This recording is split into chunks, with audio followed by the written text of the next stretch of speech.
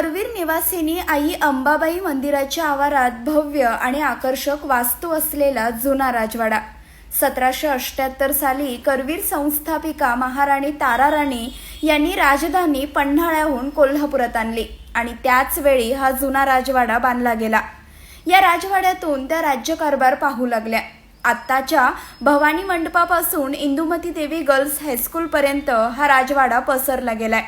हा वाडा 6 मोठ्या आणि एका लहान चौकाचा बनलाय। 6 ही चौकात कारंजाचे हौद, वाड्यात दरबार हॉल, आईने महाल, दिवाणखाना, खलबतखाना, सज्जे, कोठड्या, भवानी चौक आणि 100हून अधिक खोल्या आहेत।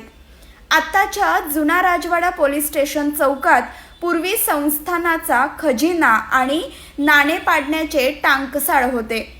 या वाड्याच्या मुख्य चौकात छत्रपती घराण्याची कुलस्वामिनी आई भवानीचं मंदिर आहे। 1834 पर्यंत जुन्या राजवाड्याला नगारखाना नव्हता। बुवासाहेब महाराजांच्या कारकिर्दीत हा नगारखाना बांधला गेलाय। अनेक ऐतिहासिक संदर्भ असलेल्या जुन्या राजवाड्याचा परिसर देशातील एक सर्वोत्कृष्ट चौक आहे असं हेरिटेज या संस्थेनं जाहीर केले।